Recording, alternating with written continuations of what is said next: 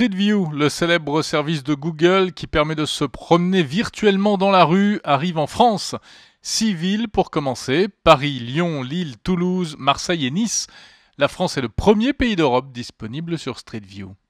Les applications sont nombreuses en fait et continuent à évoluer. La plupart c'est centré autour du tourisme virtuel. L'autre application c'est l'immobilier et bien entendu également tout ce qui est recherche de boutiques, de business, de restaurants, d'hôtels.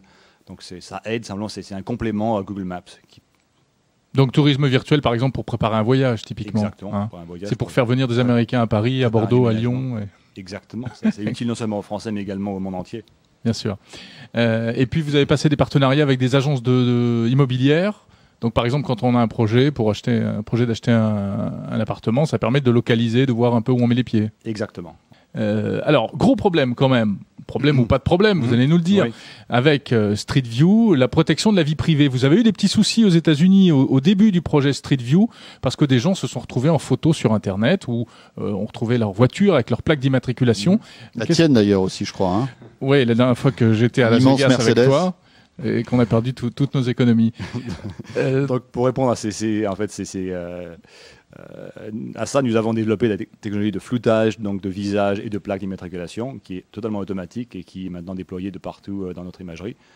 Il y a également des systèmes pour pouvoir prendre en compte des demandes d'internautes pour enlever des images qui pourraient en fait qui pourraient ne pas aimer. Par exemple, si vous trouvez votre voiture ou votre maison dans Street View, vous pouvez nous faire une demande et nous retirerons l'image immédiatement. Vous la retirez ou vous la floutez? Si par exemple je veux pas que ma maison apparaisse, l'image est retirée en fait. Ouais. qu'est-ce qu'il y a à la place? Un gros trou? Il y a au départ un trou noir, effectivement, mais ce trou noir va être peut-être bouché.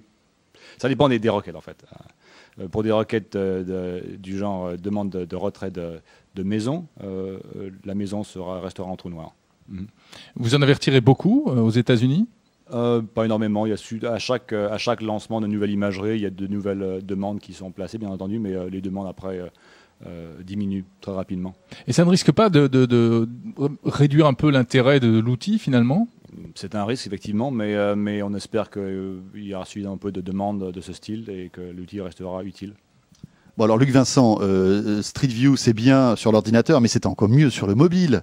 Et là où vous faites fort chez Google, c'est que vous avez tout prévu. Et en fait Street View arrive aussi sur téléphone portable. Absolument, Street View est déjà disponible sur BlackBerry et autres Java Phone. Il a également été montré sur le Android et sans doute d'autres types de téléphones vont suivre.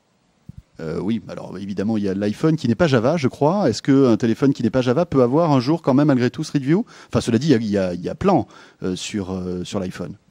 Bon, je n'ai pas de commentaires à faire sur l'iPhone, je ne sais pas, mais c'est tout à fait possible et ça sera sans doute, ça arrivera un jour. Et donc là, combiné avec le GPS, ça donne une puissance incroyable à Street View. Absolument, vous pouvez voir où vous êtes directement et en fait regarder aux alentours ce qui se passe. Donc, combiné avec le GPS, effectivement, Street View est très puissant. Alors aujourd'hui, Paris, Lyon, Lille, Toulouse, Marseille et Nice. Ensuite, quels sont les projets d'extension? Bon, on ne va pas s'arrêter là, bien entendu. Nous allons continuer dans d'autres villes de France et également étendre ça à d'autres pays d'Europe, voire du monde entier. Donc, ce n'est qu'un début. Et en termes de mise à jour, vous mettez à jour combien de fois par an Alors, nous n'avons pas vraiment encore commencé la mise à jour. On a mis à jour quelques images à New York et à d'autres endroits aux États-Unis, mais on est à l'heure actuelle plus focalisé sur la couverture. Donc, nous voulons. Mais c'est important la mise à jour aussi, parce qu'une ville, ça change très vite. Absolument, et nous allons prendre ça en compte. Oui, mais avant tout couverture. Oui. Alors, quelques villes françaises. Alors, on peut se permettre de rêver. Est-ce qu'un jour, on peut imaginer un pays entier couvert par Street View? On a déjà ça d'ailleurs. L'Australie, je crois qu'on l'a quasiment en entier, du moins 80%. Il n'y a que du désert en Australie. C'est vrai, il y a beaucoup de désert en Australie. Vous avez flouté les kangourous aussi? Non, mais on a flouté des chevaux déjà. Il y a des exemples à Central Park. Des chevaux qui veulent pas qu'on les reconnaisse? Exactement, ils ont placé une demande, on les a floutés. Non, je plaisante. Ces chevaux, la technologie n'est pas parfaite et parfois floute des objets ou des animaux. C'est-à-dire que votre ordinateur confond la tête d'un cheval et d'un humain, quoi, en gros. Effectivement, oui. Ça arrive, oui. Ouais. Si c'est toi qui passes dans le champ, ça peut arriver. Hein. Bien joué. Celle-là, elle était bien. Non, mais donc ça veut dire qu'aujourd'hui, 80% du territoire donc de l'Australie est couvert. Donc ça va pas s'arrêter qu'aux fortes densités de population. On peut imaginer après avoir, je sais pas moi, une vraie cartographie comme on l'a dans le GPS avec Street View. c'est pas vraiment le focus actuel. Donc, avant tout, on veut faire les zones denses, du moins d'un point de vue nombre de personnes.